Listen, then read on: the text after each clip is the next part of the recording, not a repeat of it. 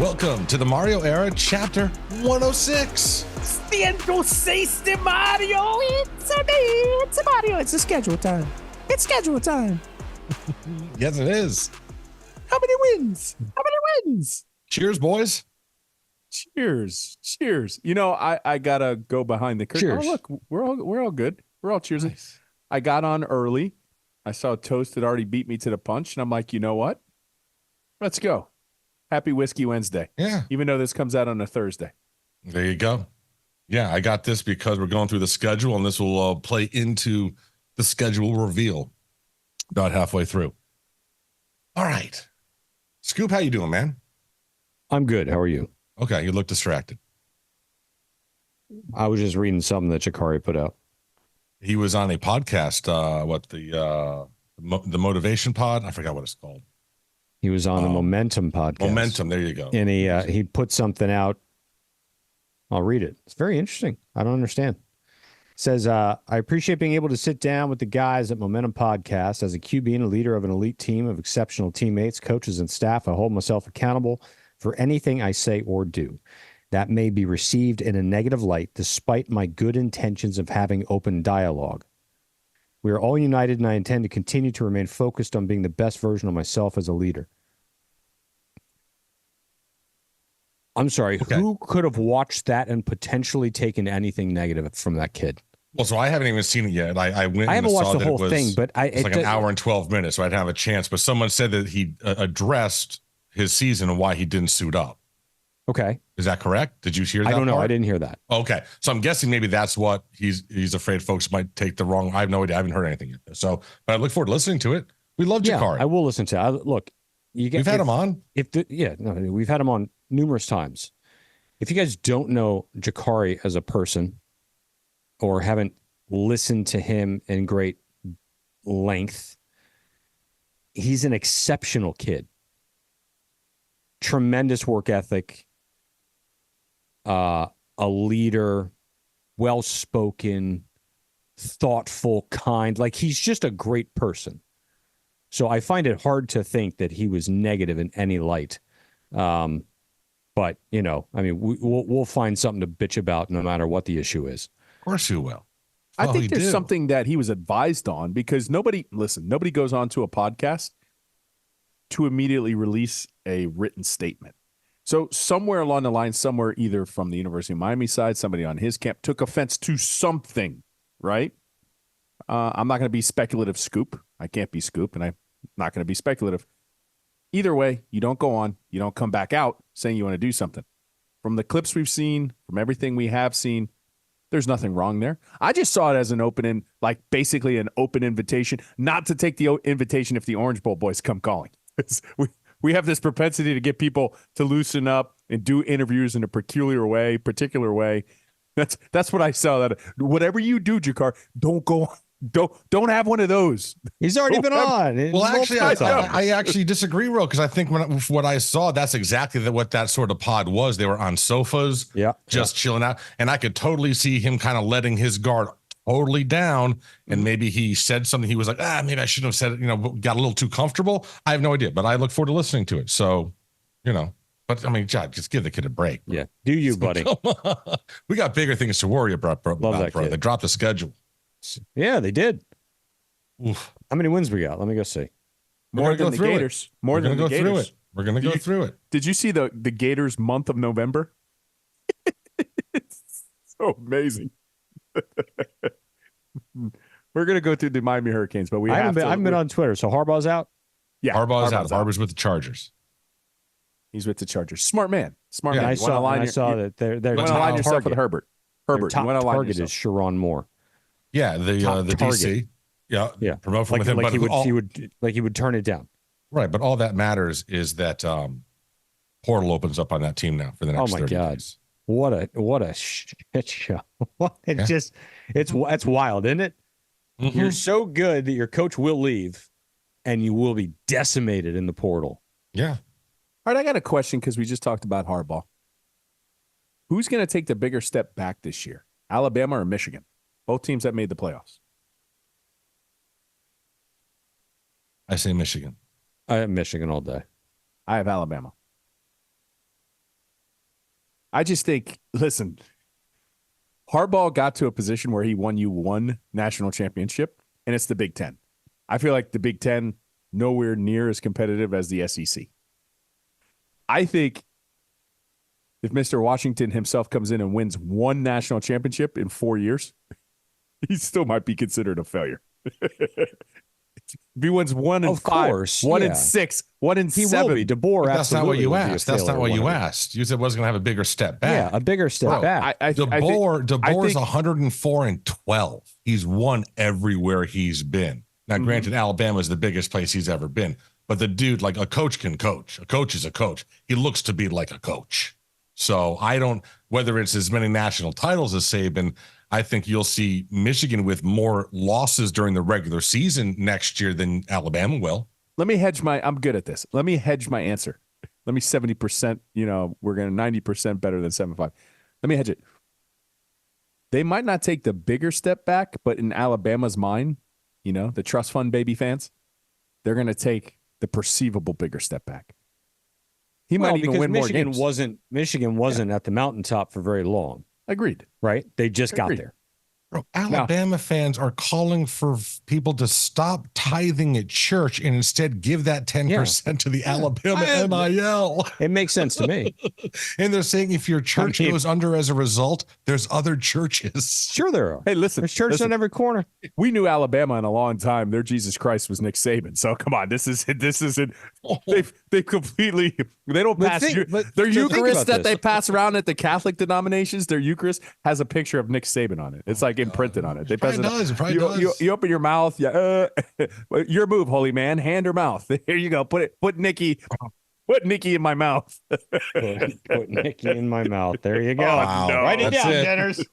That's it. I immediately went Book it, said baby. it. But Nicky in my mouth. Nicky in my mouth. There we go. Yeah. There we go. There we go. Your move, holy man. I mean, we won't see it very often, but because you aren't going to have the top coaches in the country move this much in one season or one off season. But it's interesting, if you have a one-off team that goes in and wins a national championship or gets to the playoffs or the Final Four, call it, because now the playoffs is 12 teams, gets to the semis, that team is kind of like a one and done because then the coach is going to be wanted.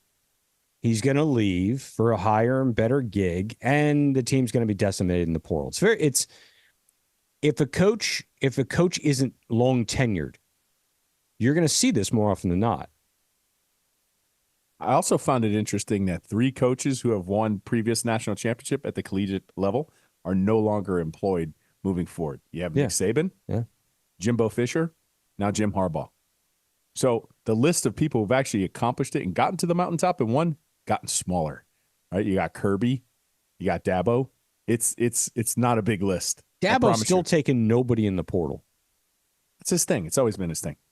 It's been his thing for 3 years. You got to die on that hill. I mean, is that where we're going with this?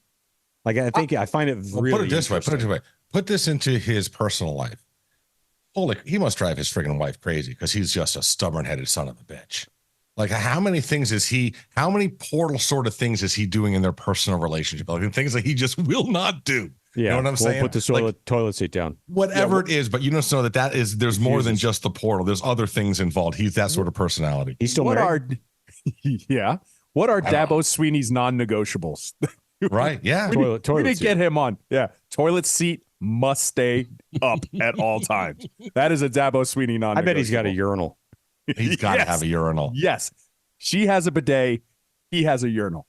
I want a bidet too and a urinal. Who's got the better end of the stick on that one? And on the urinal, he actually he goes on Amazon like the urinal cakes, and he has like an imprinted design. What do you think the imprinted design on his urinal cake is?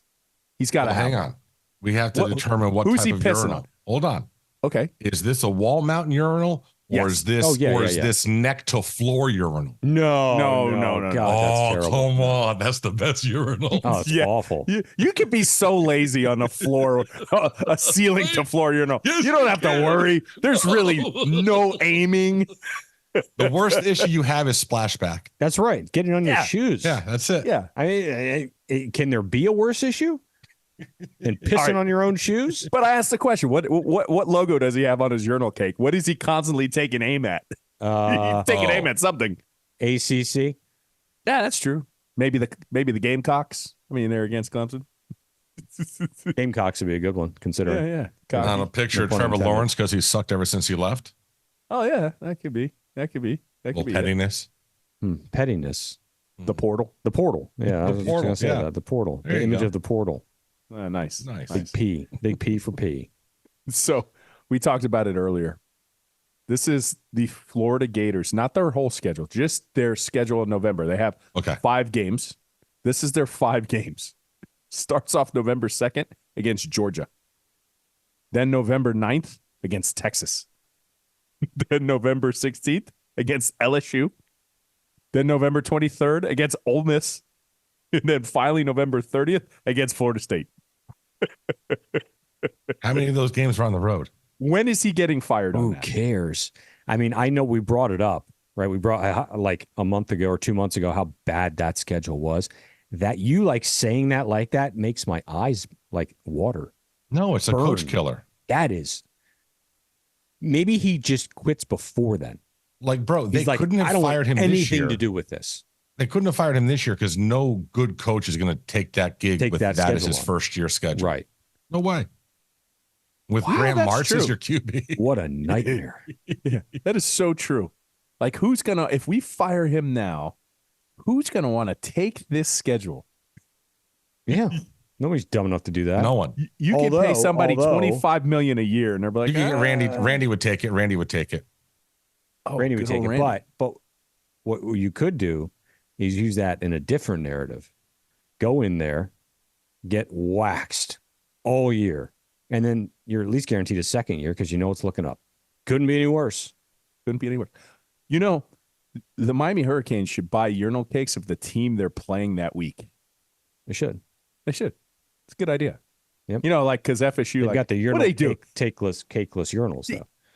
What do they do? I mean, they're definitely not crumble cookies. Anyway, what FSU takes grass of some other team? We just make urinal cakes. Oh, no, and FSU was doing that silly thing where they were wearing, like, the mouthpiece of the colors of the team that they were playing. Yeah, it's the University of Miami logo, and it says your future is in our hand. Our future is in your hands.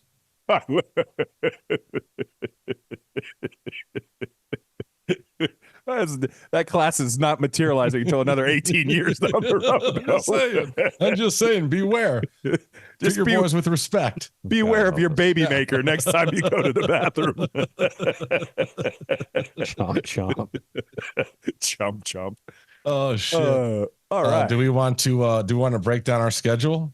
Sure. Before we do that, before we do that, we should we got an IP Daily report. Let's go.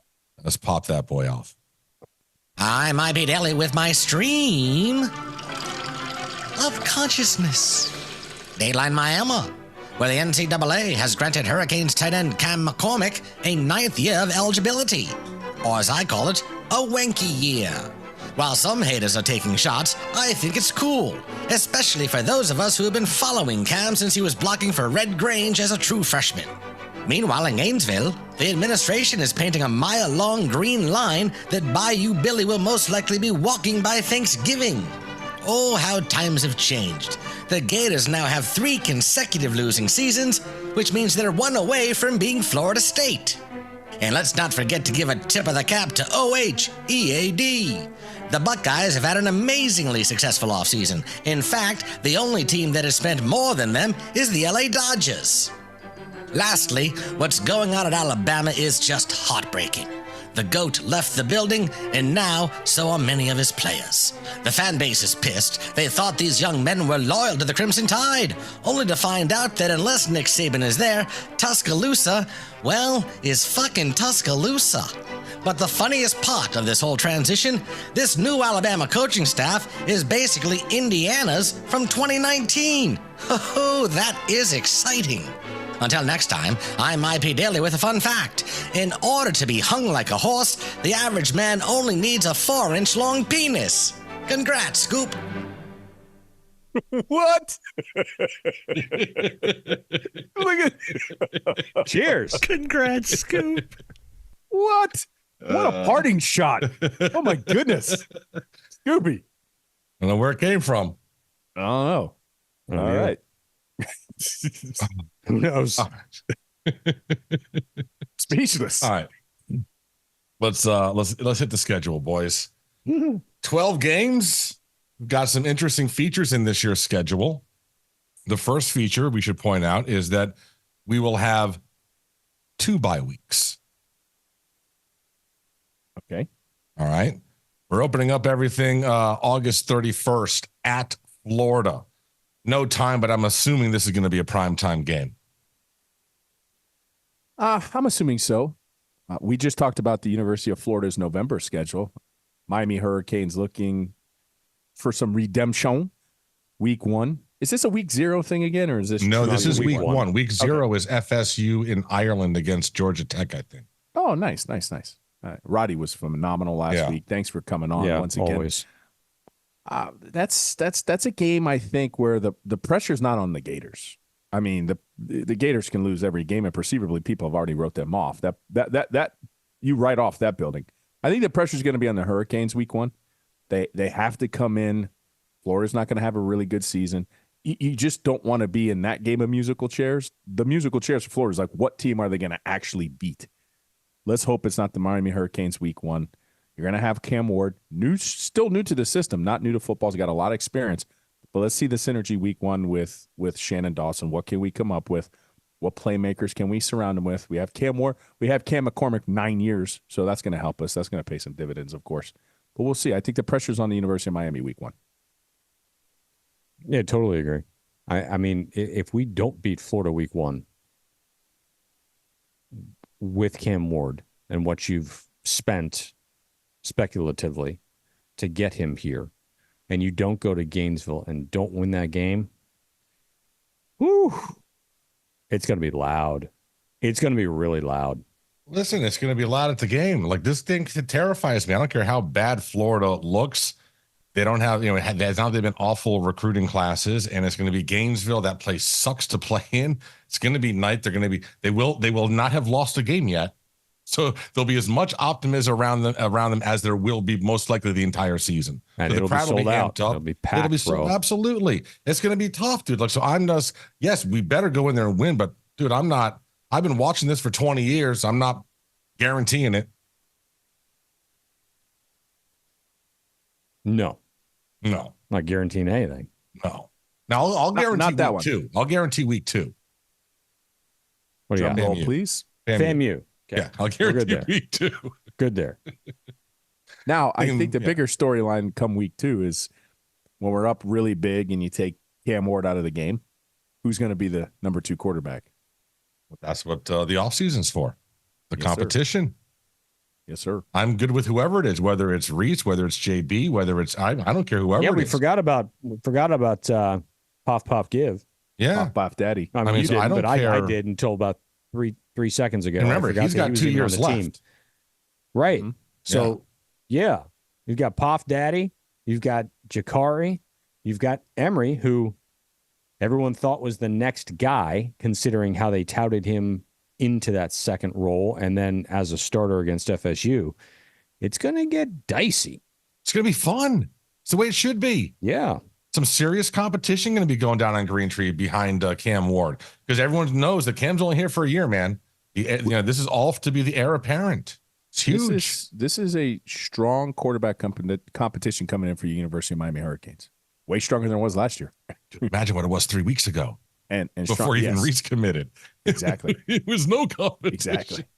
They went in and they got 3 portal guys now. Yeah. We talked about it a couple weeks ago, how Jacurri was 1 foot in, 1 foot out. So we considered him loosely, arbitrarily, a portal guy. But then you turn around and get Puff Daddy, and then you turn around and get Cam Ward, number 1 portal quarterback thing. I like what we have done at the quarterback position. I feel better about that. Now it seems like the bullseye is kind of like moved. Now I want to see what we're going to do at the wide receiver position. I know we got some young guys coming in, but I'm anticipating maybe a wide receiver move, somebody that could be a potential game changer. We'll see. All right. We do have Adam Lichtenstein, the beat writer for the Sentinel, is going to be coming out in a few. So I want to kind of at least get through the schedule initially, and then we can kind of delve into some aspects of it. So we got Florida on the road, then home against FAMU. then home against Ball State, so another MAC attack game.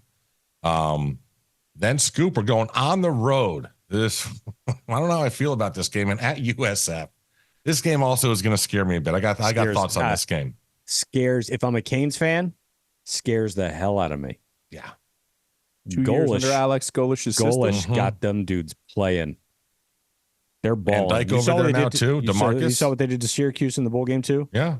Like he was the spirit animal, right? He was the guy that Roe and I were like, yes, that guy, the Tennessee guy, please. And then USF goes and he gets a head coaching gig. And in 2 seasons, man, they look good. They look Alabama 247. 247 has picked them to be one of the 2 group of 5 entrants into the playoffs this year. I will tell you this. Alabama lost only 2 games last year, one being to Texas and then to the eventual Michigan, winners of the national championship. And they were in a dogfight with USF. Yeah.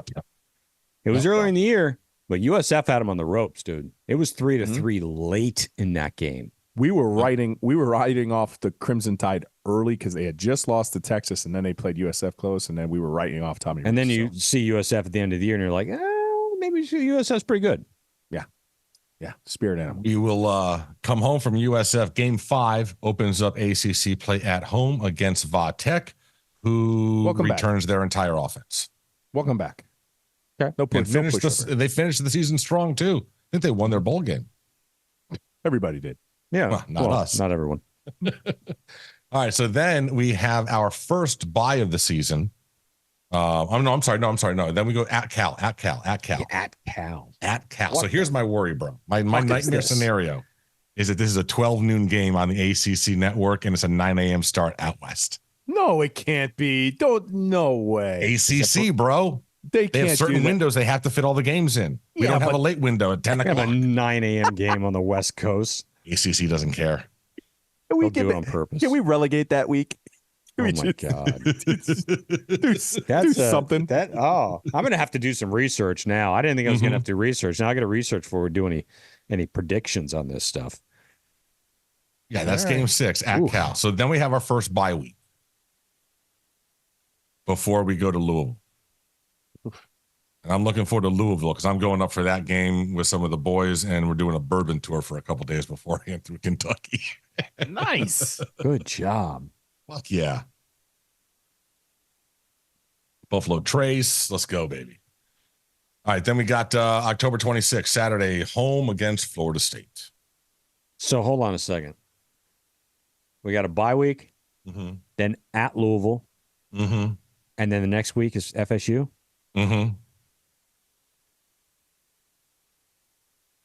Just so you know, we haven't won a game coming out of a bye week, I think, since the Obama administration. Yeah, not thrilled about that 3-week stretch at all. Yeah. I think the Reagan administration. And I'm not sure when the last time we have a win coming out of a bye. But yeah, this year, it'll be Louisville will be the first opportunity to break that jinx on the road. Okay. Then we got Florida State at home. And then November 2nd, oh, fuck me, man. Manny Diaz and his friends come in from Duke. Oh, fuck. Don't lose this game, and Mario. They're coming here, right? Yeah, coming here. Don't lose this game, bro. Don't lose this game. Boy. Don't lose this game. With Malik Murphy. With Malik. Yeah. Don't do it, Mario. Do not lose that fucking game. And a Rhett Lashley offense. And a Rhett Lashley offense. Oh, fuck. Because they got the quarterback coach from Lashley. Yeah. This season has all the makings of just storyline after storyline. Yeah. It really does. I'm excited. After Duke at home, we go on the road November 9th. We're at Georgia Tech. Okay. Who's then a lot better than right. And then for some reason we'll have a bye. And so we won't play again until November 23rd. Okay. That is the week before Thanksgiving. That's a home against Wake Forest. And then the finale is November 30th, the Saturday following Thanksgiving at Cuse.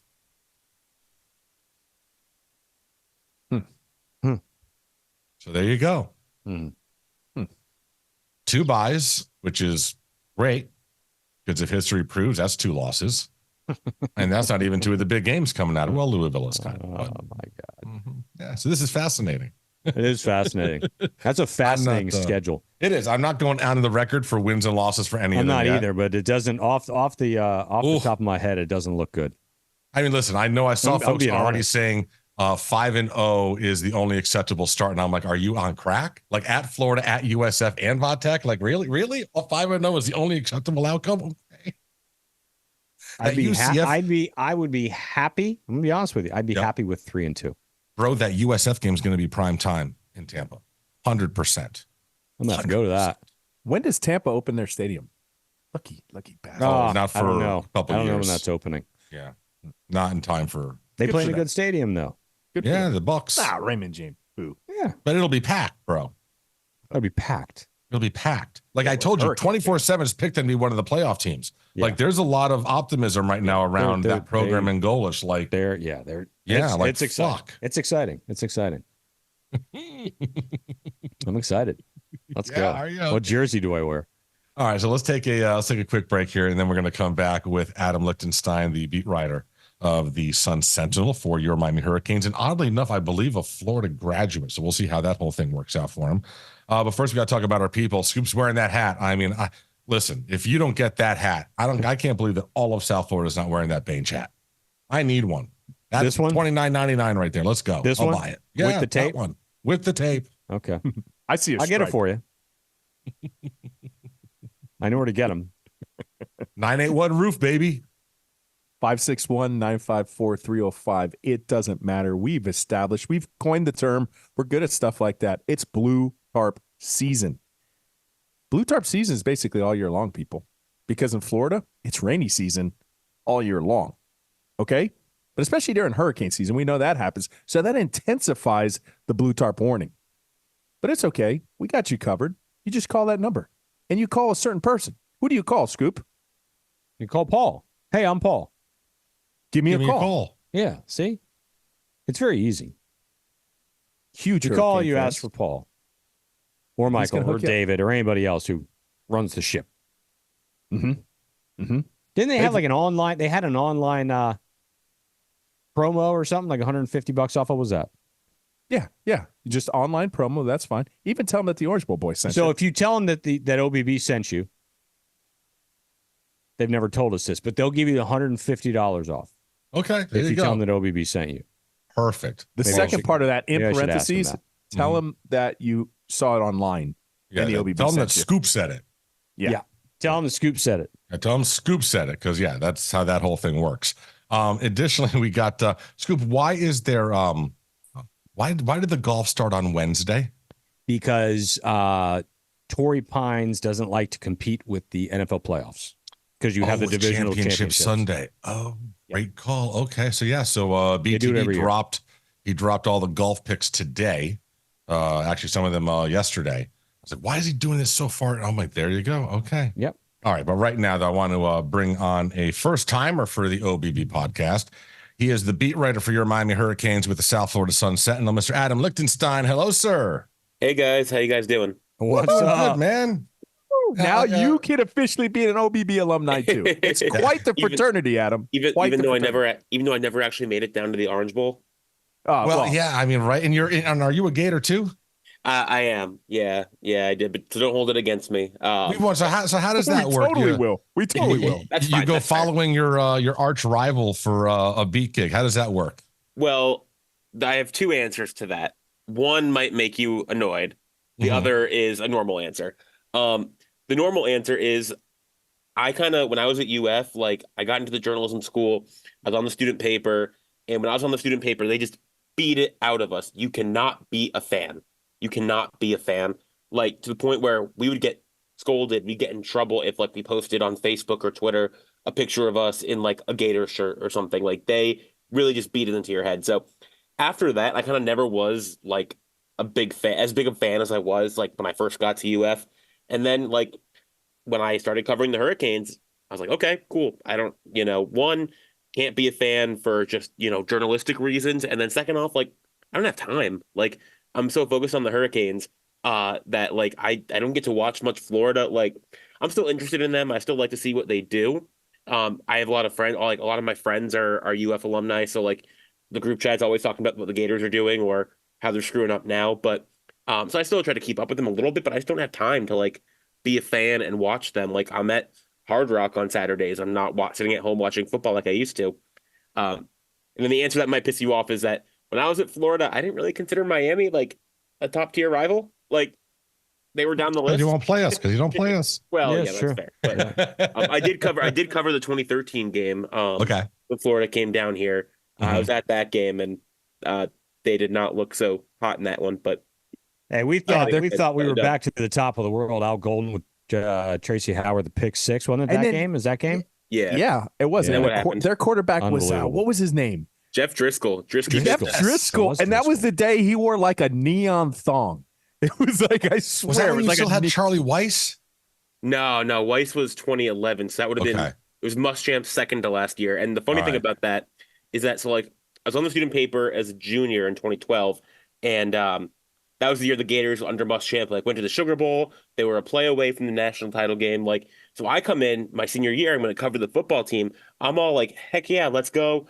I might get to cover a Sugar Bowl or an SEC title game, and then they went 4-8, and they were just god awful. Lost to Georgia Southern, bad times. Kind of like now. We know those times. Yeah, maybe it's you, Adam. Maybe it's you. Honestly, for a little bit, I did think that because when after I covered that terrible team, I got an internship with MLB, and they sent me to cover the Diamondbacks, who were the worst team in baseball at that time. So for a while, I thought it was me, but then I covered some other good teams in the meantime. So I think I erased that off me. So preseason last year, Adam, we tried to lift the curse of the closet poo from Najee Davenport because we thought then maybe that's what has been the curse for the 20 years. Maybe we had to try to get you removed instead.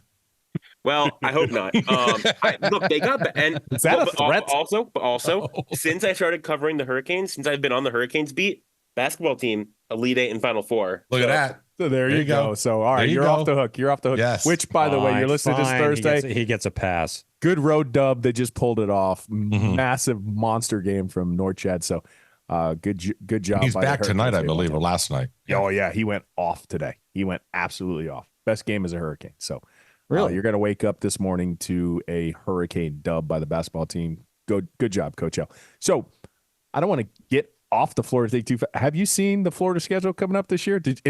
We just talked about November. Did you see the schedule for November? Yeah, it's a gauntlet, and I'm telling my friends, I'm like, my friend bet me. He goes, $100 they get 6 wins. I said, I will take your money.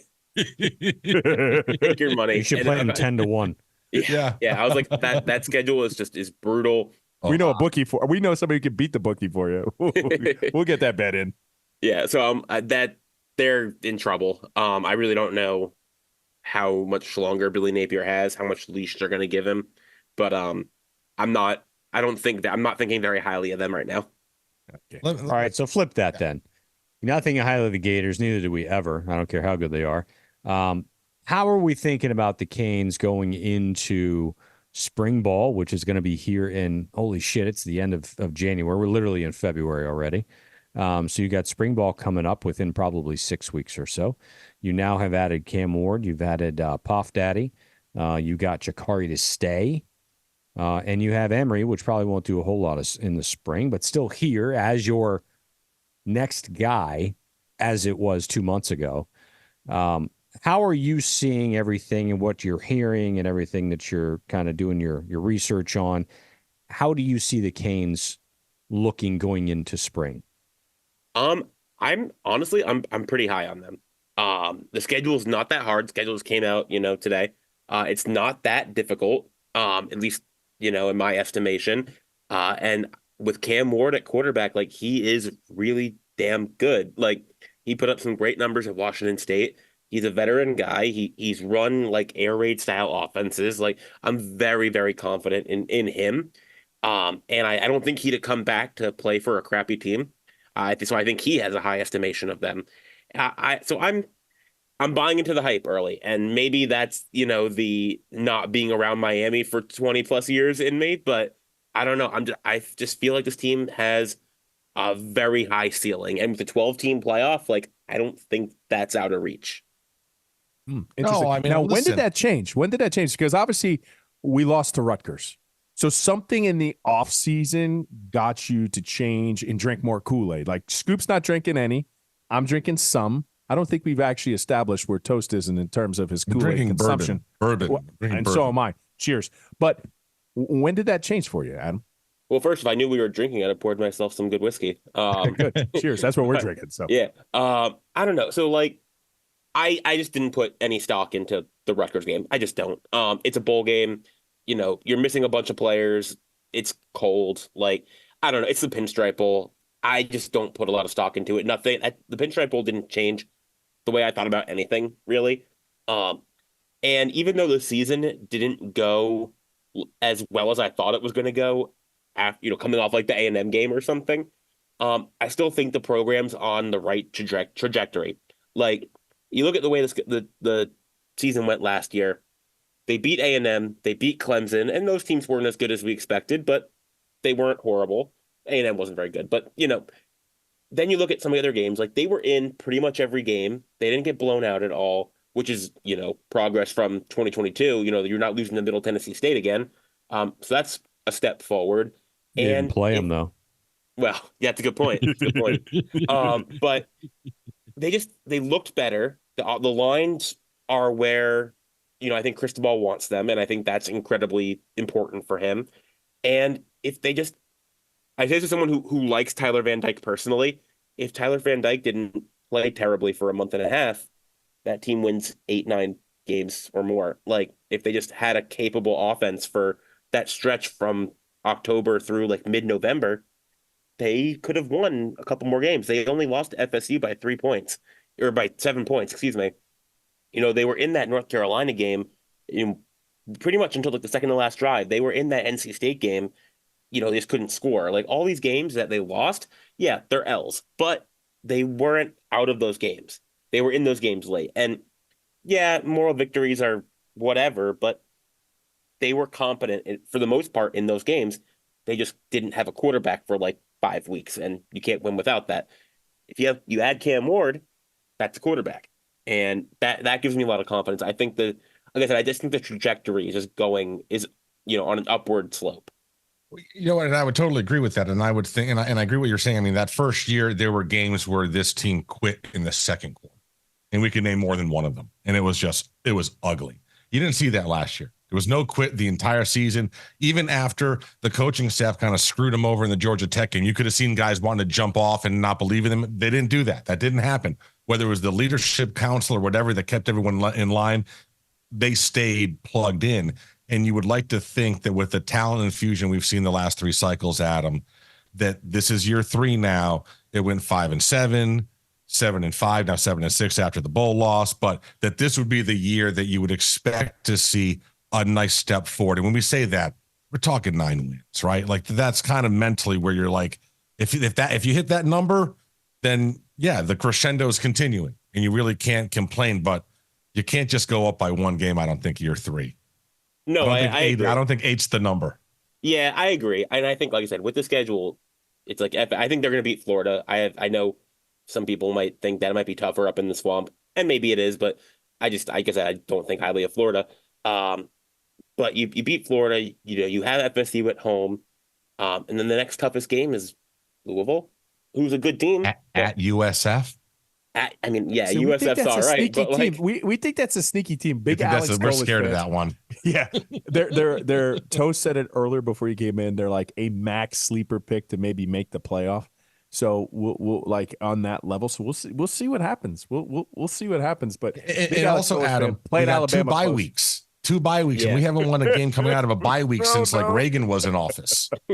Well, then they're just doomed to 2 losses right there. But 10-2, still pretty good. There you go. If you lose those 2, that's it. If those are the only 2 games that we lose, and it happens to be Wake Forest and Louisville, people are going to be like, "Wait, what?" That would be. Right. I mean, that would be a very strange season, but it would be. It's college football. Weirder things have happened. Yeah, I find it interesting that your Toast is saying that you can't have 8 wins, 9 wins, and I totally agree with you. And not just in the sense of because it's the same team. If you have Cam Ward and you've put your eggs in this proverbial basket and you increase your win total by a single game, It's not great. I mean, what are we doing? Right. Yes. Like, what are we doing at that point? Like, so yeah, if it's not 9 wins, I'm gonna find it really hard for people to continue to press the support button as we move forward. But look, as we always say, we hope they win all of them. But yeah, I poured out all my Kool-Aid. I poured out the Powerade, I poured out the Gatorade, I poured out anything that had powder, Crystal Light, anything in my pantry. Nothing. I got nothing. Adam, question for you. Sure. What is a storyline that you find interesting coming in for the Miami Hurricanes into spring? Storyline that I find intriguing. Well, first off, I mean, Cam Ward's the obvious one. Just how he meshes with the team, how he looks, in a new conference, new team and everything like that. That's the first thing. I want to see who kind of steps up for Colby Young's spot, whether that's Isaiah Horton, whether that's someone else on the outside, kind of who fills that void. I'm trying to think like position by position. The O-line, that's always going to be the biggest thing, like with Mario Cristobal. And I think they got a big coup in getting Jalen Rivers back. But like the interesting thing about that is that like this was shocking to me. All 5 starting offensive linemen last year started every game. How often does that happen? They didn't miss any time really with injuries. Like I think Javion Cohen might have been banged up a little bit if I remember right, but like he started every game. So how they kind of bring in this Carpenter kid from Indiana, and kind of where they put people on the line, but with Markel Bell, with Samson Okunlola, hopefully being healthy. That's something I'm interested to see. Matthew McCoy kind of growing into, I think, the player they want him to be. Like they got like a good group of offensive linemen. So I'm interested to see kind of how that plays out. On the defensive side, you see who's going to step up and play safety for James and Cam. Those are big losses. And then defensive tackle, who kind of fills in for Dean and Leonard Taylor, who kind of steps up in those roles. But I mean, it's got a lot of position battle, a lot of people who are going to be grinding out for different spots that I'm really interested in. Are you hearing any names potentially? And you don't have to divulge them, but are you hearing any opportunities as far as portal receivers following Cam into the program? Not like explicitly. I'm sure like the kind of like Cristobal's attitude's always, looking for more talent, looking for more guys. So I'm sure they are, out there scrounging the portal, and then we'll see who maybe steps into the portal after spring football. But there's no one who I think is like immediate, who I think is going to, be announcing tomorrow. But you never know. Dennis Smith sends out a tweet saying, "Guess what time it is?" And now next thing you know, baby. Next thing you know, I'm like, "Oh, I tell my wife, guess what? I got to work now." Adam, let me ask you this. There was a little hubbub earlier in the season around injuries. How is this staff interacting and reacting with the media? Is there any hostility, or is it a good working relationship? I think I have a good working relationship. I mean, there are some things, and I'll tell this to the UMPR staff. I've told it to them before. The injury stuff I think is kind of silly. Being so overprotective on it. I think like there are teams that put out depth charts every week, that put out injury reports every week, and it doesn't change anything.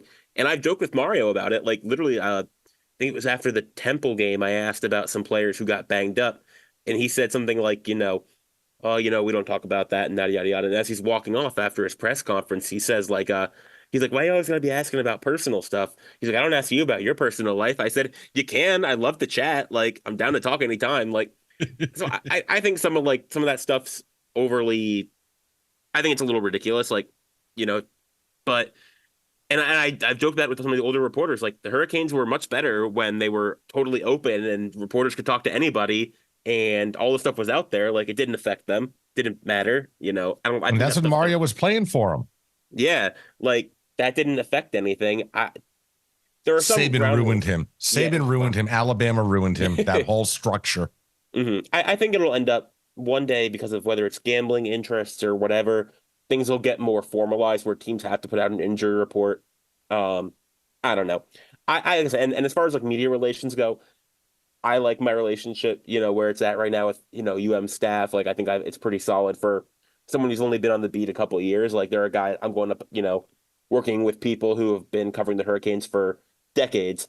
So, I think it's pretty good. Like I've talked to Mario a couple of times, like off the record, and we have good conversations and stuff. But see how things keep going. You opened the door. Someone asked. You said you can make it personal. I need to know, how many cats do you own?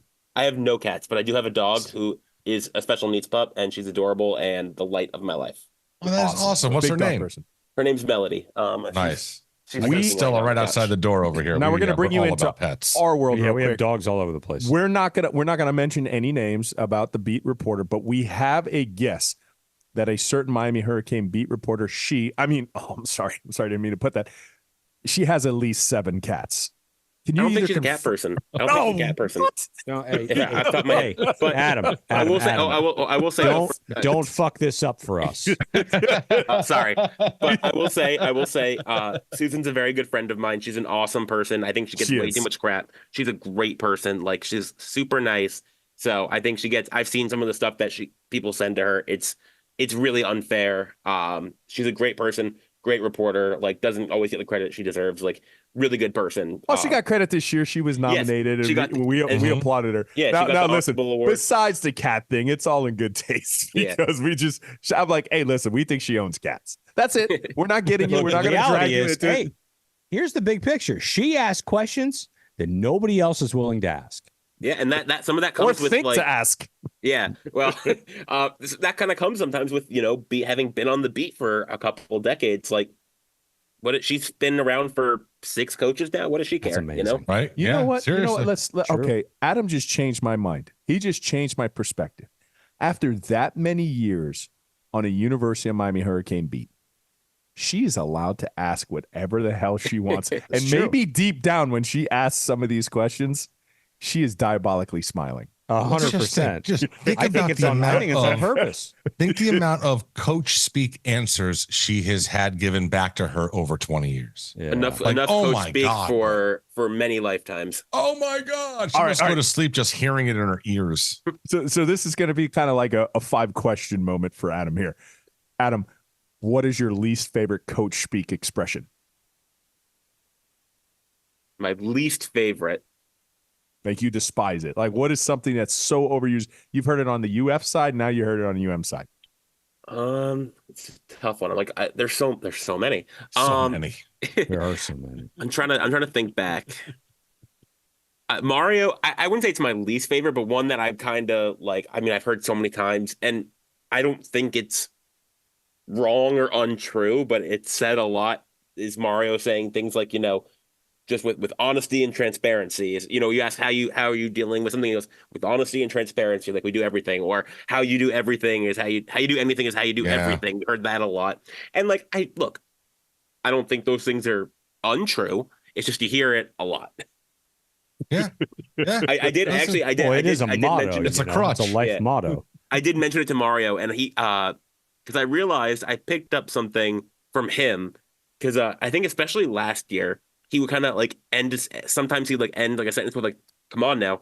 And I picked that up from him. And I mentioned that to him. And he goes, do I say that? And I was like, yeah, I think you say it, at least you used to. I don't know, maybe now, but he was like laughing about it. I'm like, you used to say it a lot. Like, come on, bro, now. You're getting into his head. He's going to start thinking about this stuff while he's at the podium. Like, oh man, I got Adam out there. He's going to be freaking pointing all this crap out to me. All my little crutches and hitches in my vernacular. Yeah, but everyone, that's something, especially when you cover someone, like, and you're listening to or transcribing like every word they say, you notice that, everyone has crutch words. A lot of people use the word obviously. Especially a lot of teenagers and like players who are like 20 years old around now, they say obviously a lot. And I do too. I've noticed I do that too. Literally. Mario punctuates sentences with the word right a lot. He says right all the time. He says right all the time. And when you're transcribing it, like it's like when I'm quoting him in the newspaper, it has to be accurate. So I'm like, he's using this word as a comma. So do I have to include it? Like, he's looking for, it's the same as, and I was taught this many years ago. It's the same as people saying, okay. Yep. Right. So as I say, right. So, these person will say something. Okay. Or this person will say something, right? And they're looking for your affirmation. As long as are you understanding what I'm saying? Exactly. But he does use it as a comma, and it's like more so. Technically, grammatically, it turns everything into a question, technically. Right, it does. You know? Yes, it does. So it's like, how am I to transcribe this? Like, how am I putting this in the newspaper? So it just kind of like, it varies like by the context. I'm just like, Have you asked him to stop saying right? no, I haven't. Maybe I will. Maybe that'll be my year 3 test. Oh, like, that'll go over well. Yeah. Yeah. I'm sure he'll love that. Just say, look, we're trying to transcribe this and to make our lives a little bit easier, because we always try to make yours a little easier. To make our lives a little bit easier, it would be much better for us if you didn't end every sentence with the word right. And then just saying, I confirmed that Scoop from the Orange Bowl boys feels this way also. If there's one thing I'm sure Mario's very concerned about, it's making reporters' lives easier. Oh, yeah. Yeah. Well, I'm just saying. All right, Adam, listen, man, thank you very much. Been very generous with your time. We appreciate it. Yeah, no problem. And we'll touch base with you later on. But yeah, listen, hopefully this is a fun season for everybody involved. I hope so. I mean, I tell people, like, I don't root for the Hurricanes. I don't root against them, but my job is a lot more fun and a lot easier when the team is good. When the team is bad, everyone's miserable. Fans are miserable. The players are miserable. The coaches are miserable. Not as fun. I like having a good time. Not as fun. I agree. There you go. See, I like having a good time, and things are more fun for me and my job when the Hurricanes are winning. Awesome. Well, thank you very much, man. Everybody check him out on Twitter and at the Sun Sentinel. He's posting this, basically every day. Adam Lichtenstein. Thank you, sir. Thanks, bro. You. Nice guy. He's a dog guy. Yeah, he is a dog guy. Yeah, especially and then like a special needs dog. Yeah, he totally underestimated Susan's cats. I'm just saying. Well, I think he has a better idea than we do. No, he doesn't. No, he doesn't. He's only known it for 2 years. He's only known it for like, yeah. I've watched her for 25. We've been doing OBB for 6. I know. I think we know. A good point. He brought up a good point, though. Can you imagine the shit she's had to listen to in these press conferences from head coaches for the last 20 years? Oh, especially in this town. Like, she has to, like, we cover the Hurricanes, but she's she's in it. I mean, look what it's turned Barry into. Right? Barry's faces are amazing. That's what's happened to him. He didn't make those faces 20 years ago. He does now. His team has broken so many people. It has broken many people. The past 2 decades, you've just put you in a blender. It really will. Oh my God. Not even like all right. Not even a blender with blades. It's like a blender with like little balls. And it just beats you to just beats you? Okay. Just beats you. Nice. But you don't, it doesn't cut you up. Mm-hmm. You got to get out of the blender and go to work. And then when you get home, they put your ass back in the ball blender. Oh, man. All right, but what do you want to hit before we get into 5 questions? Anything you want to touch on that you haven't touched on yet? I've been laughing hysterical. We got to get the audio. Not this show. I'm not going to put the producer on the spot. Have you ever heard that interview with the guy from Toronto, the Japanese-born player Suzuki, when he was talking about cramps and bananas? Yes. No. Oh my God, Toast. So good. You've never heard that? I don't think so, but maybe. Smoke a lot of pot. I forget a lot of things. He had a cramp. Right? Yeah. He had a cramp. Okay. Yeah. And the reporter asked him, "Hey, tell the audience what you told me, what you did." He's like, "I eat the banana." He's like, "Okay," and he's Toast. The reporter's already starting to smirk. He's starting to laugh and chuckle. He's like, "So why did you eat the banana?" And he goes, "'Cause monkeys never cramp." Yeah, I'm seeing it here now. Monkeys eat banana. Monkeys don't cramps. Arigato. And I don't know why. It just popped up through my feed. And I just put this as a public service announcement, especially being a longtime Hurricane fan. How does your leg feel today?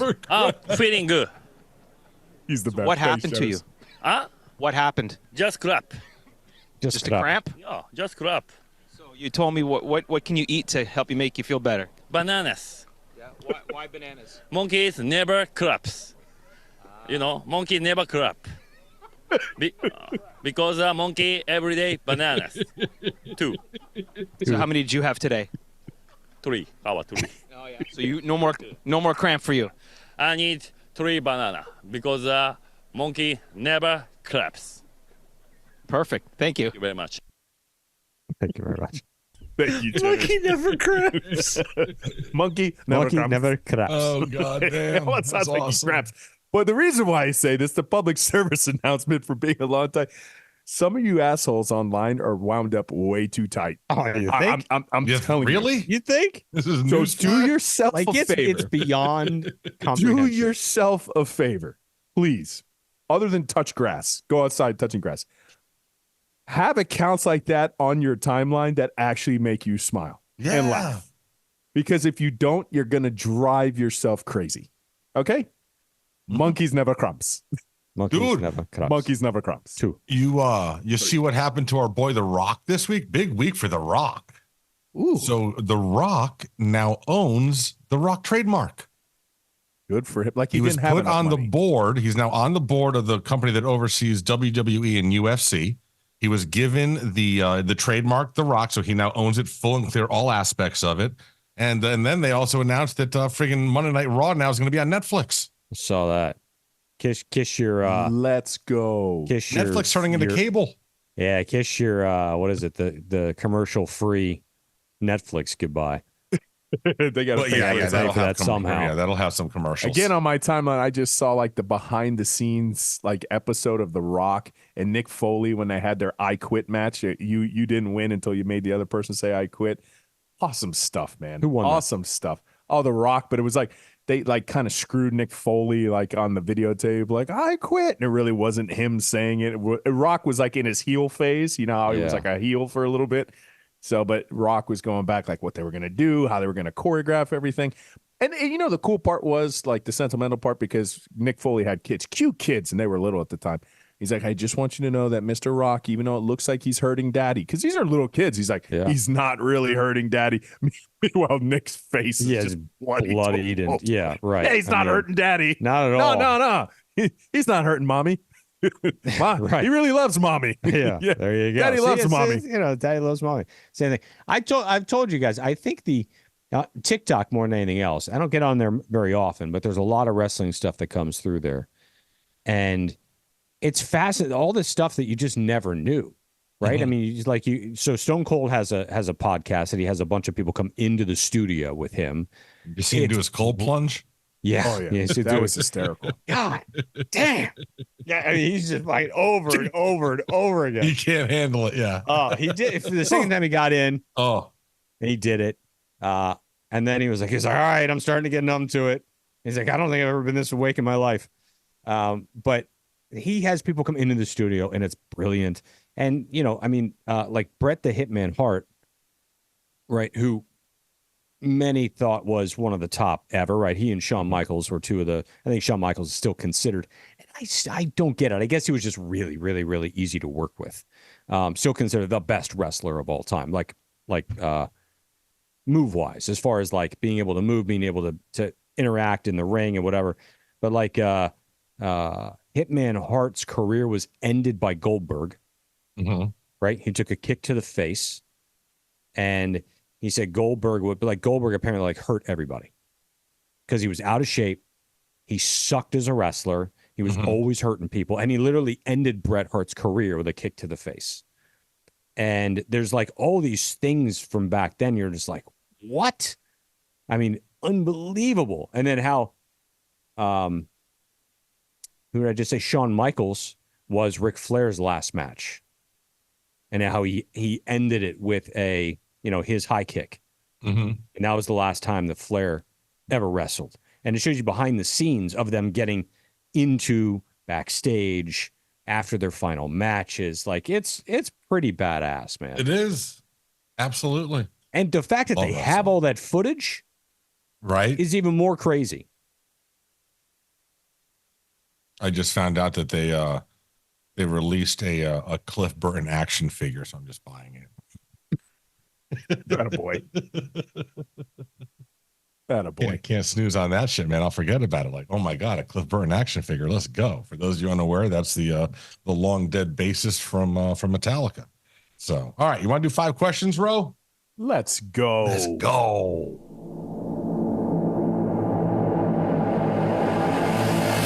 5 questions. Monkey never claps. Monkey never claps. Hold on. Does Cliff Burton's family get royalties? So it's done in conjunction with them. It goes towards the official Cliff Burton charity, which is a music scholarship fund. Oh, nice. But yeah, it's all done with his conjunction. Yeah, no, his family in the band have remained absolutely in lockstep the entire time. Everything. Yeah, he still gets, I believe, his family still gets a percentage of yearly revenue from the band. Yeah. I mean, they were all best friends as kids. Yeah, that's awesome. Yeah. Speaking of that, so today I don't really share too much behind the scenes of that. You want to talk about as friends. So I had new students in the hospital, and I have to like get them comfortable. So I've comfortable over the years, almost 2 decades worth of just like talking to patients, talking to people, working scenes. So I go in, guy has dementia, early 50s, sad case, early onset dementia, guys. So I go in there, there's 3 people, extremely nice people. I talk, I'm assuming like you're assuming family members. None of the 3 were family members, longtime friends, coming to see their buddy. Buddy has no recollection of who he is. Not even close. Even the woman in the room, she's the daughter of one of the friends. Cool friends, cool people. Just wanted to share a feel-good story. You guys are awesome. Anyways, what's something tourists do in your country that you hate? I'm not coming to see you if you don't remember who I am. Anyway, go ahead. I'm still coming to see you, and I'm laughing at you. Yeah, that's fine. Anyway, what'd you say? What is something tourists do in your country that you hate? Okay, yeah, I'll tell you. I live in Plantation. I live about, 2.5 miles from Sawgrass Mills Mall. Go fuck yourselves. Literally, y'all go fuck yourselves. Go back to your countries. I don't give a shit. Get the fuck out of there. Get out of there. It's horrifying. Oh, yeah. I think back to a story.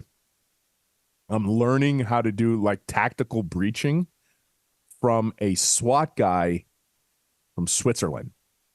This dude, let me tell you, chiseled jaw, man's man, ripped, shredded, right? Showing us different techniques how to get through these doors, get the bad guys. Totally impressed. All while wearing capri jeans shorts. And I'm thinking to myself, bro, awesome. Do you not check out like a catalog that tells you how you're supposed to dress? Because I can't take you seriously, bro. From the waist up, you the man. From the waist down, you're a clown. Come on now. Dude, dress better. Just dress better.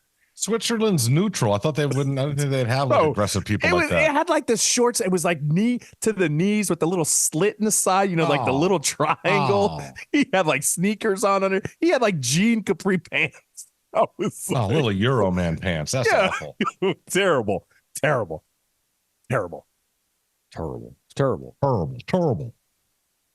I'll go with, I believe, I'm not in this industry. I was in this industry way, way, way back in the day. That tourists don't tip very well. Because most countries, 10%. You don't tip. Mm-hmm. French Canadians are the worst. Yeah. So, it's kind of like our thing. So if they're going to come here, you got to take care of the people who are taking care of you. Mm-hmm. All right. Now you don't even have the option before we get to generous. But now you don't even have the option because a lot of times when you tip, they're going to give you that machine. It's like they're right to 20%. You don't even have the option to get lower. It's great, actually. 20, 22, 25, 30. Yeah. It's like, you got to check before you tip. Yeah. Yeah. I was like, what's going on? You don't double up. Generous, what do tourists do that? I'm in Atlanta. So every tourist that comes to the city seems to think that there's you're Atlanta. It's a hip hop. Hippity hop hop hip hop. Everything is like hip hop in Atlanta. It's like, no, there's a bunch of white folks out here in the country. Calm down. All right. Where are they from? Are they from Singapore? We get a lot of. I work at the Braves ballpark, so we get a lot of. Oh yeah, a lot of added people coming from out of the country to come see the Braves. Mm-hmm. Monkeys have cramps. Monkey no cramps. Monkey never cramps. Yeah, get a lot of that. All right. Question number 2. All right, I'm going to preface this scoop. Do you know who Hank Hill is? No. The guy from King of the Damn it, Bobby. Damn it, Bobby. The guy from King of the Hill, the cartoon show. Yep. You can look at him, just picture that in your mind. I got it. All the right, dad? cool. Yes, the dad. Okay. What do you think Hank Hill from King of the Hill, cause of death would be? Would you married? Accident. Yeah, he was married. Damn it, Bobby. Peggy. He was married to Peggy. Remember, they were a spinoff from Beavis and Butthead. Mm-hmm. Well, the same guy did. Yeah. Mm-hmm. Matt Judge. Mike Judge. Tomatoes. Mm-hmm. Same person. I'm going to say hunting accident all day. Bobby with a shotgun. Just Hank doesn't want to wear the orange vest. No. Hunting accident. Yeah, I'm saying wood chipper accident. He's going all faces of death. Morbid. He is. His buddy bought the VHS tape of it. He trips over a log and goes headfirst into the wood chipper. Okay. Hank Hill in So Fargo. He likes to hunt. Where do they live? Texas. They're They're in Texas. Yeah. Okay. I'm gonna guess a bull riding accident. Okay. You're all wrong. The man drives around with propane all day. Boom. Something's going to blow up in time. Yeah, I got Something. Good call. Yeah, that's true. Good call. Jenners, you win that round. All right. Question number 3. What is one thing you will defend till your grave?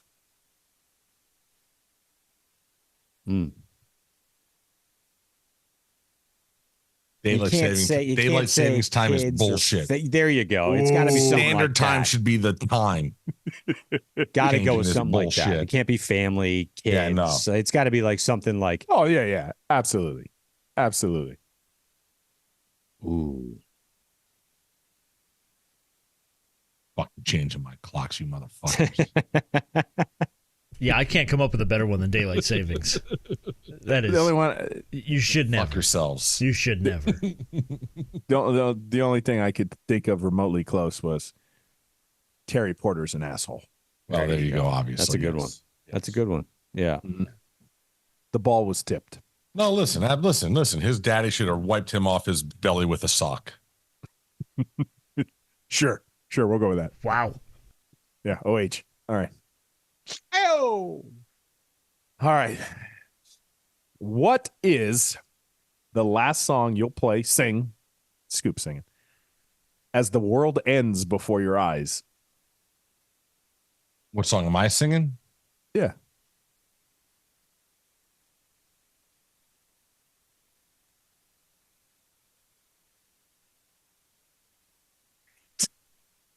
I got a strong choice. What you got? You want me? It's closing time. Okay. I'd probably do like Highway to Hell. It's a good one. Good. It's a good one. Let's go with For Whom the Bell Tolls. There by you go, Metallica. baby. Yeah, Metallica, Just sure. rock out hard. I think we're doing like related to the. It's the end of the world as we know it. We go there. We can do. We do the Tommy Boy bit. 6 o'clock TV hour. I was thinking American Pie. Bye, Miss American Pie. Oh, that's a good one too. You're my Chevy to the John Lennon's Imagine. Good old boys. It's a great song to sing as the world's blowing up. Yeah. All the optimism. A lot of good ones. All right, is that it? Is that 5? Nope, that was 4. One last question. What do we got? What's the worst pizza you've ever had? Fucking Hawaiian. Oh, that's it. You want like a brand? Yeah, that's fine. You can go then with like it's right. Well, then it's a tie at this stage with Domino's and Pizza Hut. It's basically gas in a box. You don't. Oh, come on. You don't like Pizza Hut at the restaurant? All right, so we only in this what's in household. the Pizza box? Hut Come on, breadsticks. come on. In this Pizza household, Hut breadsticks. I'll give you. No, that's in it. this household, we are pizza snobs. We only get pizza from mom and pop owned pizza shops. We do not get Pizza Hut, Little Caesars, fucking Papa John's, fucking Domino's. None of that gas in a box comes into this fucking house. You want pizza? We get real fucking pizza. Okay. Yeah. Okay, Toast. Well, now, I mean, that should have been your answer to question 4. Right? Yeah, Jesus. Take that to your grave. That was right? Northeastern toast right there. We get real fucking pizza in the town. Real I'll tell fucking you. pizza, motherfuckers. Yeah. And this is such a conundrum for me because it's the local pizza place that I always get pizza from. I always get pizza. But the worst pizza I ever had is when I went to New York and I had some of the best Northeast pizza, right? I went to some of the greatest pizza restaurants throughout the city. And then I came back to Florida to go to my local pizza restaurant that I love the pizza at. It was the worst dirt pizza I've ever had in my life. It tasted like it was cardboard and ragu on the cardboard. And it legit took like a month before I could start eating my local pizza here in Florida again. Yeah, Final I get answer. it. It's terrible. Yeah. We're Northeast hurt pizza down. special, man. Chicago pizza special. See, some people don't like it because they call it soupy. It's like a pie. It's like it's like Well, it's that. different. It's a Tomato different pie. thing. Yeah. I like Right? Chicago pizza. I like Chicago. Listen, like when's the deep last time dish? you had a You- calzone? Yes, absolutely. You Oh, like I deep ma- dish? I make calzones. I make homemade calzones. Jen and I were talking that we don't think we've had a calzone in 15 years. Really? What's like? Why? Yeah, well, I don't know because would it's you? just They take yeah. long. They take long. Well, it's not really a healthy. Yeah, I mean, you eat it and you want to yeah. find a really tall bridge. I mean, it's like I make 2 big it's ones like at putting- home it's like and I eating cut them a in cinder half. block. Yeah, it's ricotta and all that meat inside and the cheese. I mean, it's phenomenal in the sauce, but oh my god, it's just It sits in your stomach like a brick. yeah. That's why I'm saying, fat. for like a week and a half. Like Mhm. no. I lived on I can't calzones in stand. college. I can't stand deep dish. Okay, I think it's awful. I like thinner crust. Me too.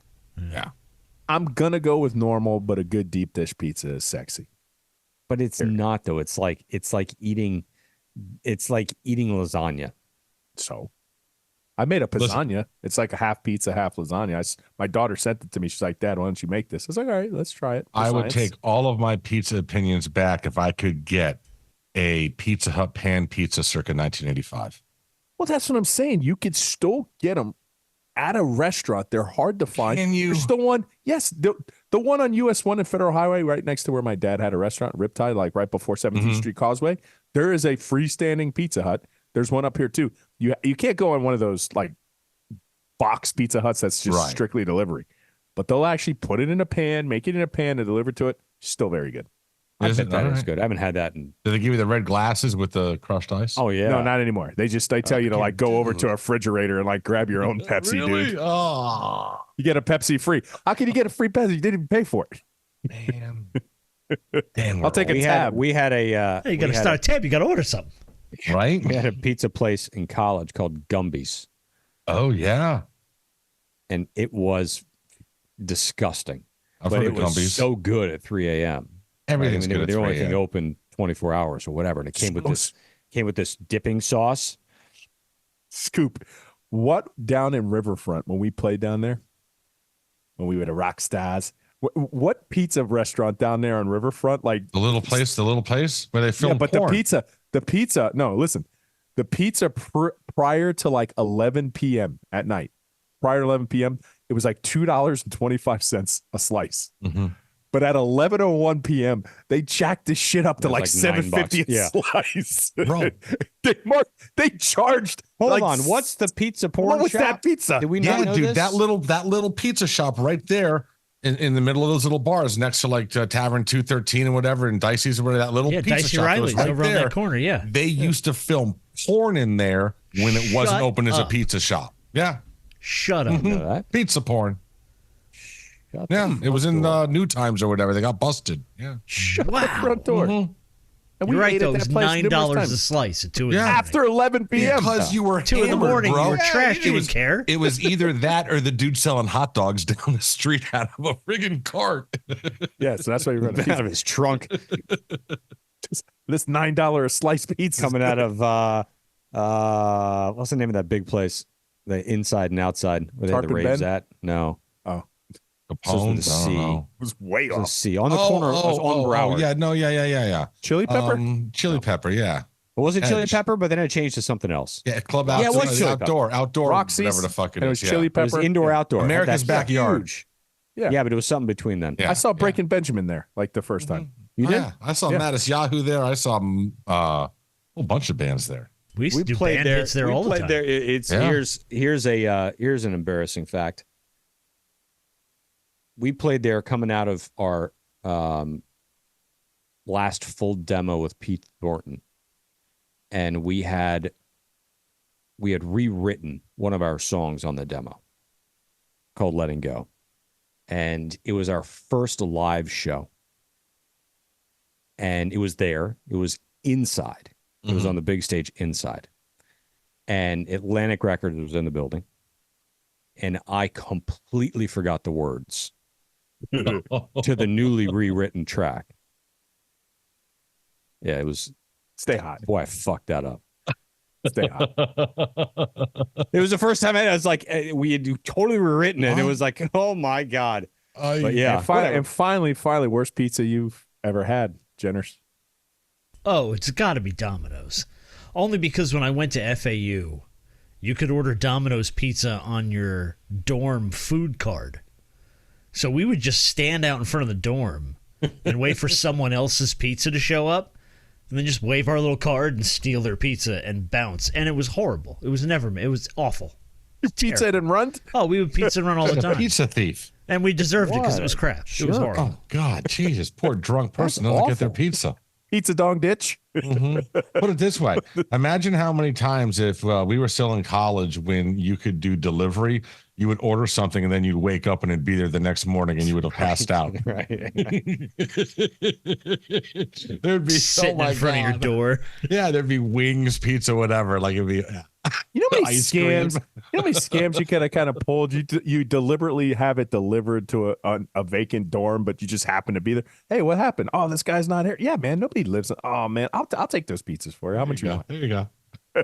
I'll give you $5 for 10 Let's wrap this thing up. It's been a long show. We had the name right. I mean, we're going with it. Well, yeah, we've got several written down. I don't know. Monkey Never Cramps. Monkey Never Cramps is on there. Okay. Put Nicky in my mouth.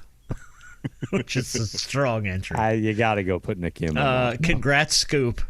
I wrote down. And the ball blender. Those are the four I wrote down. I think put Nicky in my mouth. Put Nicky in my mouth is too good. That's it. Yeah, put Nicky in my mouth. Now, is it Nicky with a Y or is it Nicky with an IE? I think we've always gone with an IE. So it's genderless. No. No, I think it's Nicky with a Y, right? So progressive. Yeah. Okay. All right. That'll do it, man. We'll check you guys out next week. Trying to stay on the air, Jenners. I'm done, bro. Monkey, never. I'm out of bourbon. I got to get more bourbon. Yeah, I'm out too. All right. As always, go Canes! Go Canes!